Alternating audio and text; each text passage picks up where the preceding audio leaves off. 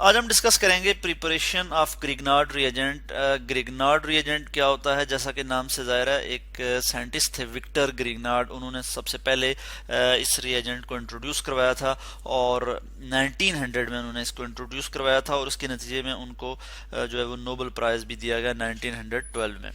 तो Grignard reagent क्या है, इसको हम किस तरह से प्रिपेयर कर सकते हैं? तो ये बड़ा इंपॉर्टेंट ऑर्गेनोमेटेलिक कंपाउंड है जिसको हम प्रिपेयर कर सकते हैं कि अगर हम अल्काइल हैलाइड को यानी आर एक्स अल्काइल हैलाइड को रिएक्ट करवाएं किसी मेटल के साथ यानी मैग्नीशियम के साथ, फर्ज किया अगर हम इसको रिएक्ट करवाते हैं in the presence of ether, ether को हम एज अ सॉल्वेंट लेते हैं, तो हमारे पास क्या आ जाता है जी? हमारे पास ग्रिग्नार्ड रिएजेंट आ जाता है यानी अल्काइल मैग्नीशियम हैलाइड और M X alkyl magnesium halide, जो कि ऑर्गेनोमेटेलिक कंपाउंड है यानी इसमें मेटल भी है और ऑर्गेनिक ग्रुप जो है वो इसमें मौजूद है, तो हम कहते हैं ये एक ऑर्गेनोमेटेलिक कंपाउंड है। तो ये बहुत इंपॉर्टेंट रिएजेंट है। बहुत से ऑर्गेनिक कंपाउंड हम इससे जो है वो बनाते हैं। बहुत से ऑर्गेनिक कंपाउंड की सिंथेसिस में जो है ये अहम रोल प्ले करता है और इसमें क्या होता है यानी कार्बन मेटल का बॉन्ड होता है और इसलिए हम इसे कहते हैं ये ऑर्गेनोमेटेलिक कंपाउंड है। मेटल हमारे पास जैसे मैग्नीशियम है तो इसकी जगह लिथियम भी हो सकती है, लेड, जिंक, ठीक है।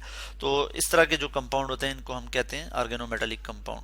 तो जब ये हम अल्काइल हैलाइड के साथ किसी मेटल को रिएक्ट करवाते हैं in the presence of ether, तो हमारे पास जो रिएजेंट आता है यानी अल्काइल आर से हम आर का मतलब यह है कि कोई हाइड्रोकार्बन चेन है, अल्काइल है, या फिर अराइल भी हो सकता है इधर, या फिर हम यहाँ लिख सकते हैं अराइल। अराइल मीन यानी अराइल का वर्ड एरोमेटिक से निकला है यानी बेंजीन लाइक कंपाउंड, या बेंजीन भी हो सकता है इस जगह इस तरह से कि अगर फर्ज किया बेंजीन मौजूद है और वो यहाँ पे उसके साथ मैग्नीशियम इस तरह से बॉन्डेड है और फिर यहाँ पे हैलोजन है, तो ये इसको हम कहेंगे जी ये कोई अराइल मैग्नीशियम हैलाइड है, ठीक है।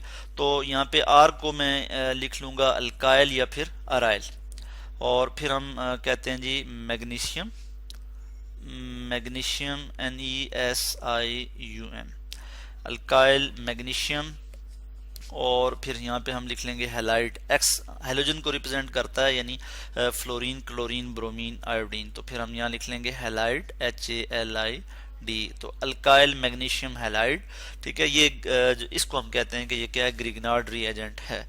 और इसकी यहाँ पे मैं एग्जांपल दे देता हूँ। जैसे हमारे पास है जी इथाइल ब्रोमाइड यानी अल्काइल हैलाइड है CH3CH2Br, इथाइल ब्रोमाइड।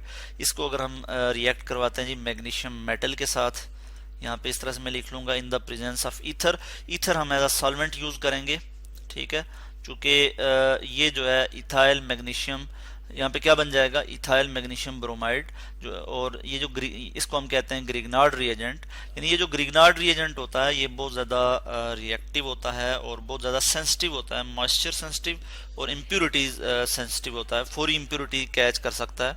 यहाँ पे मैं लिख लूँगा CH3CH2Mg और फिर यहाँ पे अटैच हो जाएगा Br। इसको हम कहते हैं इथाइल मैग्नीशियम ब्रोमाइड, ठीक है। ये ग्रिग्नार्ड रिएजेंट है। तो जो रिएक्टेंट है हमारे पास यानी अल्काइल हैलाइड और फिर उसके बाद मैग्नीशियम जो है, इनको अच्छी तरह से ड्राई होना चाहिए या फिर ड्राई कंडीशन हम यूज करें और फिर प्योर भी होने चाहिए, ठीक है। क्योंकि ग्रिग्नार्ड रिएजेंट जो है वो बहुत ज़्यादा रिएक्टिव होता है और ये मॉइस्चर के साथ फौरी रिएक्ट कर जाता है और इम्प्यूरिटीज़ के साथ। सो इसके लिए ज़रूरी है कि हम जो है मॉइस्चर फ्री रखें कंडीशन और हम ईथर को एज अ सॉल्वेंट यूज़ करें। उसके अलावा जो रिएक्टिविटी है अल्काइल हैलाइड की मैग्नीशियम के साथ, उसका ऑर्डर क्या है जी? यानी मैं यहाँ पे अगर लिखता हूँ RI, अल्काइल आयोडाइड जो है वो ज़्यादा रिएक्टिव होते हैं। वही पैटर्न है जो अल्काइल हैलाइड की रिएक्टिविटी का होता है कि RI यानी अल्काइल आयोडाइड ज़्यादा रिएक्टिव होते हैं अल्काइल ब्रोमाइड से, और they in turn are more reactive than alkyl chloride, ठीक है। फ्लोरीन की भी हम बात करते हैं कि इधर हेलो एक्स की जगह एफ भी हो सकता है, यानी कोई फ्लोराइड भी हो सकता है, मगर बहुत रेयर चांसेस हैं कि फ्लोराइड होगा।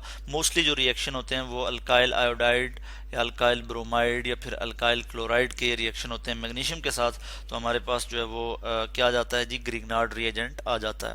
और उसके अलावा ये भी है कि जैसे जैसे कार्बन चेन बढ़ती जाएगी तो जो फॉर्मेशन है ग्रिग्नार्ड रिएजेंट की वो ज़रा डिफ़िकल्ट होती जाएगी। यानी कि इस चीज़ को मैं यहाँ पे आपको बता सकता हूँ कि CH3X यानी मिथाइल हैलाइड, यानी ये अल्काइल हैलाइड है, मिथाइल हैलाइड इसको मैं कह सकता हूँ।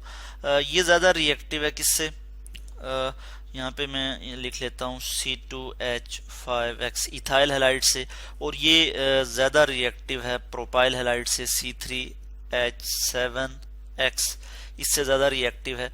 इसी तरह से जितनी चेन बढ़ती जाएगी, ठीक है, कार्बन की चेन बढ़ती जाएगी तो अल्काइल हैलाइड की फॉर्मेशन ज़रा डिफ़िकल्ट हो जाएगी।